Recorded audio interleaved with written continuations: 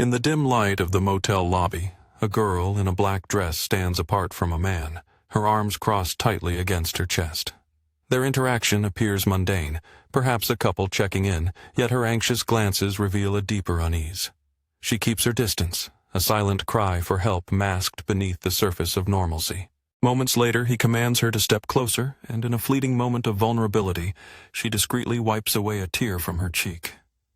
Hidden within the frames of this security footage lies a chilling truth. This man, insisting he is a cop, is not here to protect, but to harm.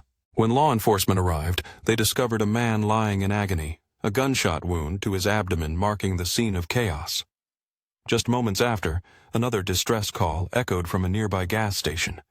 A young man, fueled by desperation, had stolen a car and embarked on a reckless spree reminiscent of a scene from Grand Theft Auto. In a haunting confession, he spoke of a prior victim, chillingly recalling, "I used to kill that other girl, you know. She kept screaming." He then diverted the conversation, eager to share his background in Oregon, revealing, "I have one. I met Andrea." And as the digital clock ticked, a shocking number appeared on the screen. 30,600. An aspiring cop, now a murderer, roamed free, claiming lives and stealing vehicles with abandon. Yet, the only person capable of stopping him was the one he least expected, his hostage, 19-year-old Andrea Mays. On that fateful day, as alarms rang out on her phone, Julie Van Cleve felt a knot of dread tighten in her stomach. The first message she noticed was from Cameron, her daughter Kaylee's boyfriend, urgently asking if she had seen or heard from Kaylee. It was July 24th, 2016, just a day before Andrea's kidnapping, and Julie was inundated with messages regarding her daughter's alarming disappearance. Panic surged through her as she dialed Kaylee's number, only to be met with the disheartening sound of voicemail. The one thing that gnawed at Julie was the inconsistency of Kaylee's phone. Sometimes it would ring, yet no one would pick up. This troubling behavior suggested one of two scenarios. Either Kaylee was deliberately avoiding her mother and Cameron, or, more ominously, she was truly missing, her phone now in the hands of someone else. Consumed by worry, they made the decision to reach out to the authorities. As they contacted the police, the tension in the air was palpable. The officer answered with a calm yet unyielding tone. "How can I help you?" Cameron, his voice shaky, explained the situation, detailing how he and Kaylee had left a bar the previous night. After a disagreement, she had stormed off, leaving him frantic as he searched for her in vain. "I'm not sure if this is quite the right number to call," he continued, desperation creeping into his voice. "I chased after her but couldn't find her." As he spoke, Julie listened intently, her heart racing. The officer's response was measured. "Miss Beth, how can I help you?" Julie, unable to mask her fear, interjected, "My daughter is missing, and she has epilepsy and other medical issues." The weight of her words hung heavy in the air as she awaited the officer's guidance. "What's the address, though?" she asked, knowing that time was of the essence in their desperate search for Kaylee. "Missing from?" the officer asked. "I don't have the exact address," Julie admitted, her voice trembling. The next day, rookie officer Isabel Ponce rushed into her local police station, her heart racing as she claimed to have vital information regarding Kaylee's disappearance. Following a confrontation with her husband, 34-year-old police trainee Edwin Lara, Isabel confronted him, her voice trembling. "What's wrong with you? We've been together for years. I know something's up." In a moment of chilling revelation, he muttered, "I hit her with the car." Isabel's heart raced as she questioned him. "You hit her with the car? That's an accident. It doesn't make sense. You're lying." The pieces of the puzzle were jarring, and her instincts screamed that something was profoundly wrong. Edwin's confession hung in the air, heavy with implications. Isabel struggled to process the truth. It made no sense. Why would anyone harm another? Hours of conversation with the detective revealed deeper secrets. Edwin had hidden some of Kaylee's belongings in their shed and had stolen her service weapon and car. A manhunt was swiftly initiated for Edwin Lara, but by then he had evaded capture, already making his way from Redmond, Oregon to Salem by evening.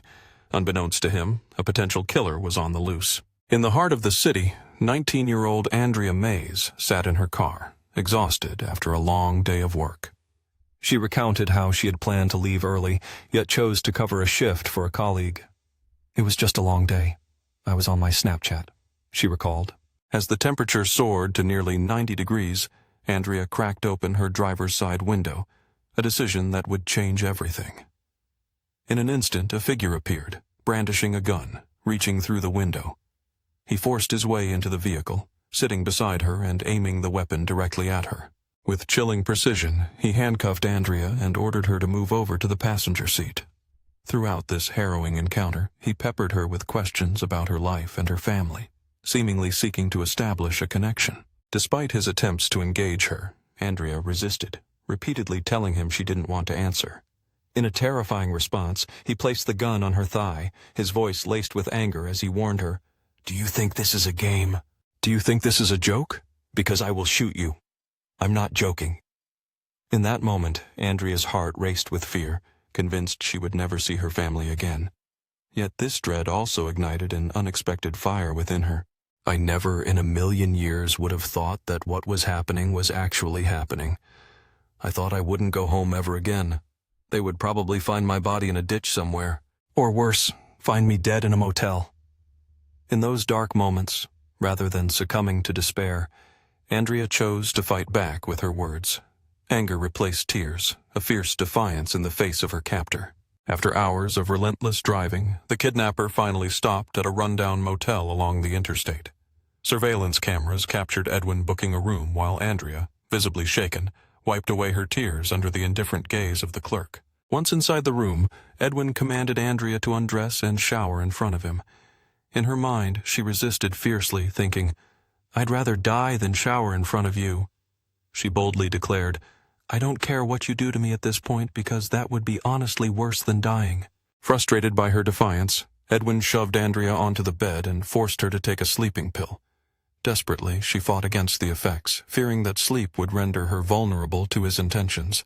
In an unsettling moment, he leaned in and licked her earlobe, a violation that sent chills down her spine.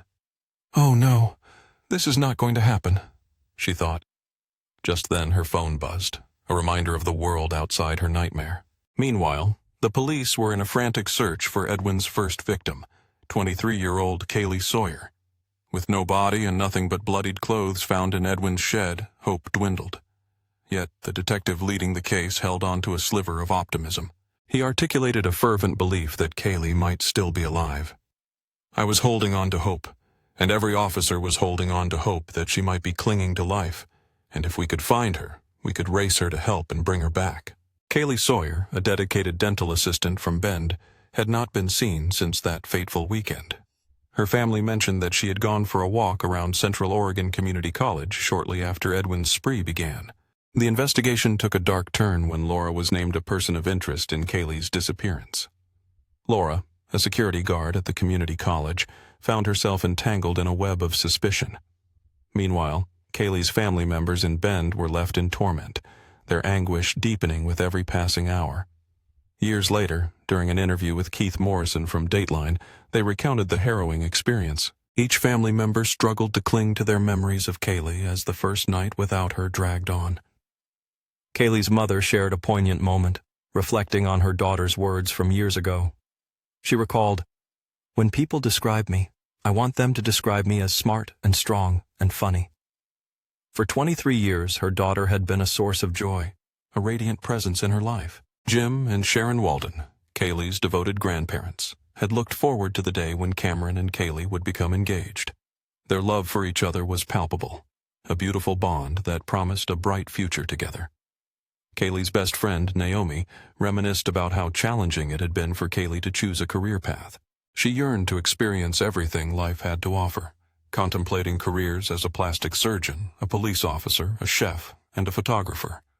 The world was hers for the taking, and she refused to limit herself to just one dream. As the district attorney and police desperately searched for Kaylee in Bend, a separate, dire situation unfolded for Andrea at the motel.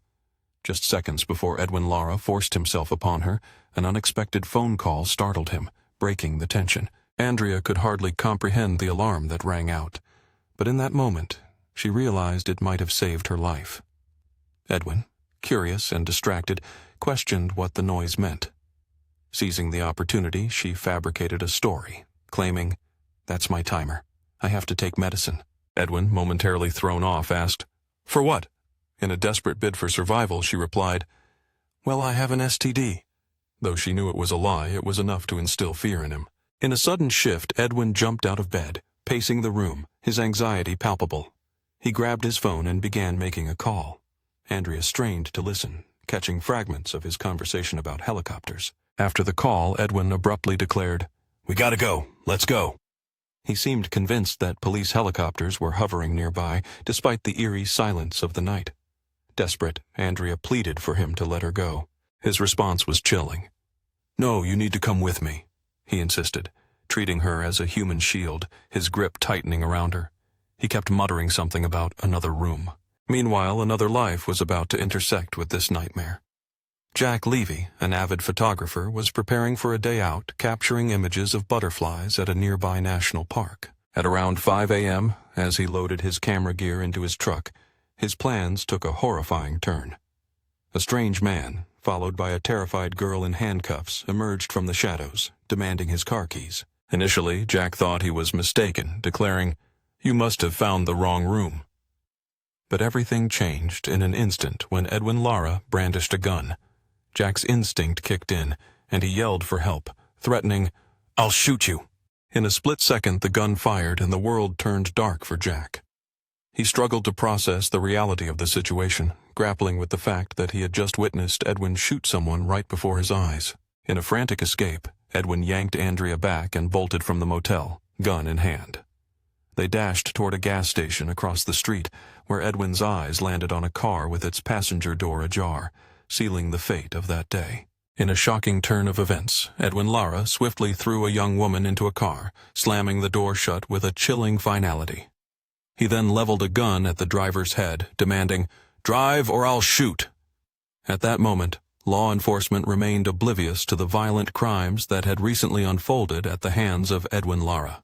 Though police were increasingly convinced that something sinister had befallen Kaylee Sawyer, the situation escalated further before authorities would declare Andrea Mays officially missing.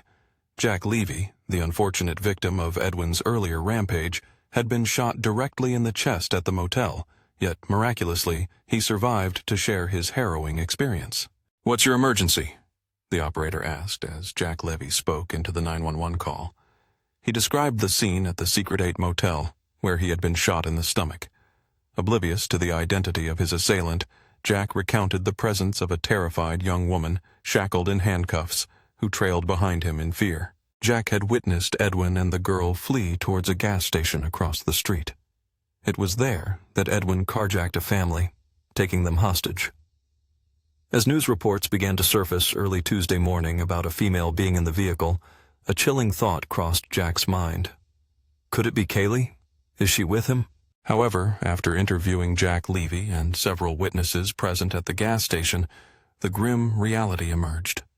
The woman Edwin had forcibly taken was not Kaylee Sawyer, but rather Andrea Mays, leaving Kaylee's last hope to vanish into the shadows of despair. In an agonizing moment of acceptance, Kaylee's mother, Julie Van Cleve, admitted defeat. "I told my husband I'm not stupid. I know she's not with us anymore," she lamented. Meanwhile, the tension within the car escalated as Edwin tightened his grip on his hostages. Now, Edwin held 3 more lives in his hands. Nima, a 17-year-old behind the wheel, his younger brother, just 14, and their grandmother, who spoke no English. As Edwin brandished his weapon, he barked orders at the terrified teenager, his paranoia intensifying. Amid the chaos, an elderly woman's terrified screams pierced the air, directed at the kidnapper. Confusion reigned. Who could possibly comprehend the horror unfolding? Edwin Lara, the man at the center of this nightmare, spiraled into paranoia, barking orders to silence the woman. "Tell her to shut the fuck up or I'll shoot," he shouted, a chilling threat that hung heavy in the air. In an environment thick with fear, 2 brothers, struggling to communicate in their native Farsi, attempted to calm the distressed grandmother while one of them gripped the steering wheel. The younger brother, still new to driving, found himself in an unimaginable predicament as Edwin offered a twisted sense of normalcy, asking if they wanted to hear a story from his past. With a haunting grin, Edwin recounted a time when he claimed to be a good man, a former cop. The conversation took a dark turn as he casually inquired if they had ever felt the urge to kill. The boys exchanged terrified glances, grappling with the realization that the man before them was utterly unhinged. As Edwin continued to scream over the cries of Nima's grandmother, he seized all the family's phones, handing them to Andrea Mays, the unwilling accomplice in this harrowing ordeal. With a gun trained on her, he ordered her to throw the phones out the window, creating a desperate plea for survival amidst the terror. In a frantic attempt to comply, Andrea hurled the phones towards the grass, hoping they would land softly, allowing them to be traced. Afterward, Nima, still clinging to hope, urged Edwin to release them now that he had their vehicle. A flicker of unexpected compassion seemed to cross Edwin's mind. In an astonishing twist, Edwin stopped the car, ordering everyone to exit. He took control of the vehicle, aiming his weapon at Andrea, leaving her heart racing, caught between fear and a glimmer of hope. As Andrea exited, she pleaded, "Can I just stay with them? You have a perfectly working car now. You have everything you need." Yet Edwin coldly replied, "No." He insisted that he couldn't trust them, claiming they would shoot him if she weren't with him. The gravity of the situation weighed heavily on Andrea as she broke down in tears, realizing the depth of her plight. As they looked down the road, the sound of police sirens began to draw nearer. Edwin's time was running out. The pressure mounted as law enforcement prepared to deploy spike strips, hoping to bring this harrowing ordeal to a swift conclusion. In a chilling display of arrogance, Edwin Lara seized Andrea's phone and began recording a sinister confession. He chillingly recounted, "I used to kill that other girl, you know. She kept screaming, and I had to silence her forever." With a gun pointed at her, he then thrust the phone back into Andrea's hands and commanded her to comply. He ordered Andrea to post the recording online, demanding it be shared on Facebook for all to see. The threat of violence loomed heavy. He warned her that if she refused, her life would be forfeit. In that moment, his sadistic control over her was palpable, as he insisted on a caption that read something akin to "crazy murderer on the loose." As the police closed in, Edwin's reckless desperation escalated. He accelerated, snatched back Andrea's phone, and placed a call to 911, identifying himself with chilling nonchalance. "911 emergency reporting.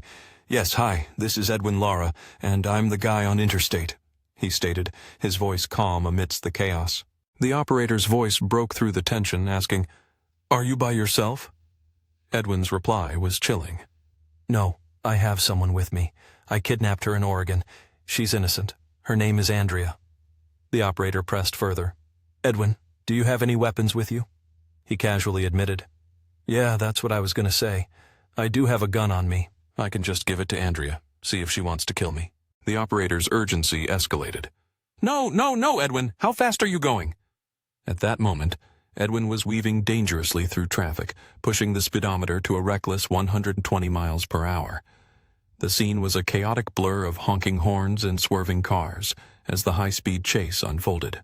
After a harrowing 15 minutes, the chase came to a sudden halt. Edwin slammed on the brakes, relinquished the phone back to Andrea, and raised his hands in surrender as he exited the vehicle. For the first time since her abduction, Andrea found herself alone, the weight of fear lifting as tears streamed down her face. In her moment of isolation, she desperately sought help, speaking into the phone as she sobbed. "I need to talk to Andrea, okay? Just don't hang up," she pleaded, her voice trembling. On the line, the operator reassured her. "Hello? Yeah, hi, Andrea. Are you okay? You don't need any medical assistance, okay? Make sure your hands are up, too. I know you're on the phone right now, but just hold your hands up so they can see them, too, okay?" The operator instructed, urgency filling her tone. "I'm going to stay on the line with you until the officers get there, okay? And you're going to be okay. Andrea, tell him we're letting the officers know that he can't hear." Andrea's voice quivered as she responded, "I can't. He's too far." "He's already walking towards them, and if you want to do the same once he gets out, just turn around and back up, walk backwards towards him," the operator guided. "Yeah, okay," Andrea replied, hope mingling with dread. "Okay, Andrea, it's going to be okay," the operator reassured her. In that crucial moment, Andrea felt a rush of relief. "Oh my gosh, this is done. I can go home. This is over." The weight of her ordeal began to lift, yet reality lurked ominously in the shadows. "I'm okay. I'm safe," she thought. But unbeknownst to her, the miscommunication between Oregon and California authorities would soon plunge her back into fear. Despite Edwin's insistence that she was innocent, The situation spiraled out of control. "I'm okay. I'm safe," Andrea reassured herself, feeling an indescribable weight lift from her shoulders. But in a cruel twist of fate, this sense of relief was misleading. Although Edwin had told the operator that she was innocent, miscommunication between the Oregon and California authorities would soon lead to a shocking turn of events. "Okay? If you give me instructions, go ahead," she heard him say, a chilling calmness in his voice. "I'm going to go ahead and get off the line." His detachment was unnerving, especially as he ended the call without a hint of concern for the chaos that surrounded them. The police arrived, their presence a mix of relief and confusion. They instructed Andrea to exit the vehicle, forcing her to walk backward as they cuffed her hands. In that moment, she thought it was merely a precaution, a misunderstanding of the situation. Andrea's mind raced, grappling with the reality that Edwin had disclosed everything to dispatch. Yet the officers seemed oblivious to the truth. They apprehended both her and Edwin, but their focus remained on the most urgent matter, finding Kaylee. The clock was ticking, and with every passing second, hope dwindled. As officers entered the jail, they received unsettling news. Edwin Lara had been asking for them, eagerly awaiting their arrival. With a sense of arrogance, he dismissed the need for introductions, confident that his identity was already known. Behind his bravado lay an unsettling calm. Edwin showed no remorse for his arrest. In a shocking turn, he willingly divulged the location of Kaylee Sawyer to the detectives, prompting them to dispatch officers and paramedics to the address. The destination, situated along Highway 26 in Oregon, was reached within minutes. However, what they found was far from a happy reunion. It was a scene marked by tragedy. Her right hand grasped the edge of a rock, as if she had fought to pull herself up from the abyss. It was clear that Kaylee clung to life, battling her fate until the very end. Tragically, the police arrived too late.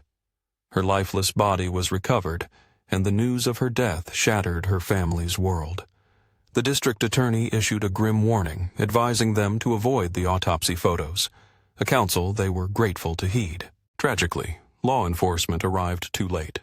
Kaylee's lifeless body was recovered, and her devastated family was informed of the heartbreaking news. Alongside this terrible revelation, the district attorney issued a grim warning. They advised the family against viewing the autopsy photos. Thankfully, they heeded this counsel. The family sought to identify Kaylee, yearning for closure, but were met with a harrowing response. The officials told them they could not see her, stating, "She is unrecognizable." The last moment Julie Van Cleve shared with her daughter was a fleeting kiss on the forehead, through the dark fabric of a body bag. Julie felt an overwhelming urge to be with Kaylee, fearing that if she entered the room, she would never want to leave. Meanwhile, as the Bend police in Oregon worked to recover Kaylee's body, a tragic miscommunication led to Andrea Mays being arrested by the Redding police in California. Andrea was mistakenly labeled as an accomplice in Kaylee's murder. The police publicly declared her a co-conspirator, saturating the media with misleading information. Meanwhile, Laura's desperate attempt to evade the law ended with his capture alongside Andrea. Both were booked into Tehama County Jail, facing a litany of charges including attempted murder, kidnapping, carjacking, and burglary. It was a nightmarish scenario that resembled a scene straight out of a thriller. Little did they know, Edwin was not acting alone. As officers informed her they needed her mugshot, she protested, "Why? I didn't do anything," desperately trying to explain the chaotic circumstances that had led to her arrest. But this was not the end of Redding authorities' blunders. Following his arrest, Edwin attempted to assert his rights, only to be disregarded by both police and prison staff. Ashley Corsley, a journalist with NBC's Urge to Kill podcast, illuminated the situation. Edwin's attorneys argued that upon his initial booking at Tehama County Jail, he expressed a desire to speak with a lawyer, stating, "When do I get a lawyer? My lawyer is on the phone." He even requested for the lawyer to come in, but jail staff misinterpreted his plea as merely a procedural inquiry rather than a desperate call for legal assistance.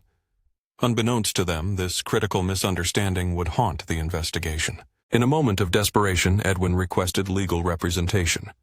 However, jail staff interpreted his request as a mere procedural inquiry, oblivious to the gravity of his situation.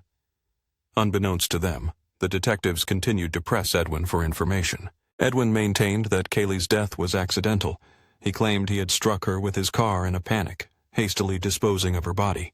Yet the forensic evidence painted a different, far more sinister picture. Under intense questioning, the detectives urged him to reveal the truth, asserting that his version of events was implausible. Edwin began to recount a chilling narrative, detailing the horrifying events that transpired the night Kaylee died. He described a confrontation that escalated late one night when Kaylee, frustrated by their argument, walked away. Edwin, a campus security guard, claimed he spotted her alone and offered her a ride home. When she declined, he exited his vehicle and commanded her to stop. It was crucial to note that at that time, campus security uniforms and vehicles closely resembled those of the police. Edwin attempted to deceive Kaylee, impersonating an officer, but she saw through the ruse and tried to flee. In a panicked moment, Kaylee fought against the rising tide of fear. With her heart racing, she remembered her instincts screaming at her. But Edwin was relentless. He seized her, dragging her into his car. The vehicle was not just a security car. It mirrored every aspect of a police cruiser, even featuring a caged back seat.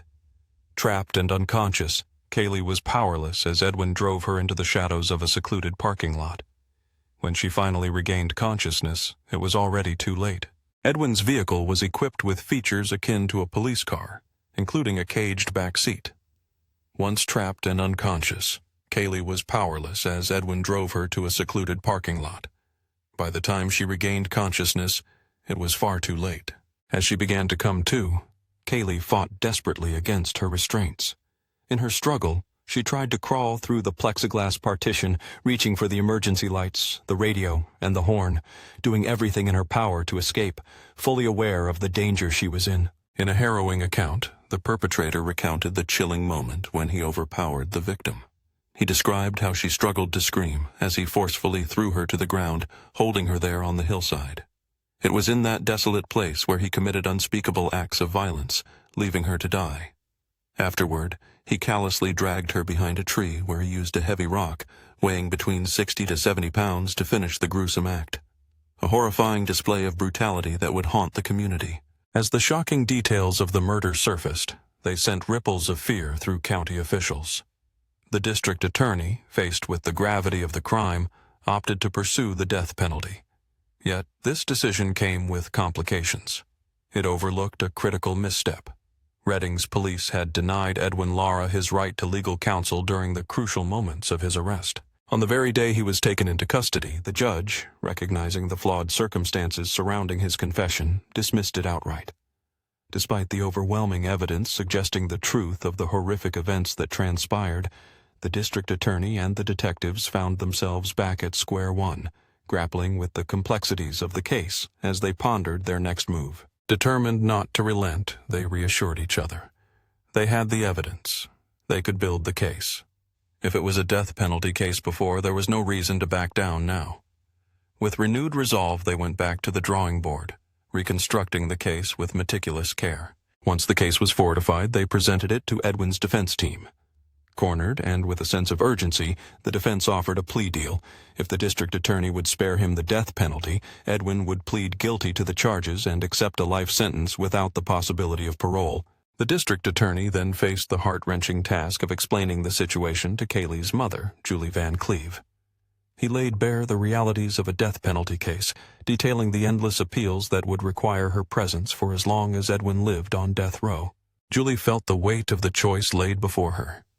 As this complex web of justice unfolded, Andrea Mays, caught in the turmoil of wrongful accusations, was eventually released from jail, with all charges against her dropped. Yet, the Redding police never issued a public apology for her unlawful incarceration, or for the denial of Edwin's rights that resulted in the dismissal of his confession. Just moments ago, news reached the airwaves. The police confirmed Andrea's release. For her grandmother, Elizabeth Mays, the truth had always been clear. She never believed her granddaughter could be involved in such darkness.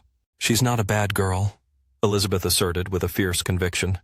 She doesn't drink, smoke, or curse. She's a good girl and she knows nothing about the world. In the wake of Kaylee's tragic demise, the case lingered in the court system for nearly 3 years. Even though Edwin pleaded guilty, the court still required statements to be heard, and Andrea was called to speak. But the trauma she carried was too heavy, rendering her unable to share her truth. It was the first time Andrea Mays had laid eyes on Edwin Lara since the harrowing events unfolded. The tension in the air was palpable as she noticed him attempting to glance in her direction. During this tumultuous period, Andrea fell into a deep, suffocating abyss. She battled relentless depression and crippling PTSD, each day feeling heavier than the last. Slowly, she transformed into a mere shadow of her former self. The question echoed in her mind, why was this happening to her? Life felt like a downward spiral, leaving her feeling lifeless for 2 agonizing years. Even her family would attest that she had become a shell of the person they once knew. Andrea felt completely disengaged, shut off from the world around her. Interest in life faded away, leaving her in a void. It wasn't until one fateful morning that a flicker of realization ignited within her. She needed to reclaim her life. She declared to herself, "I must turn my life around. I am the only one who can change this."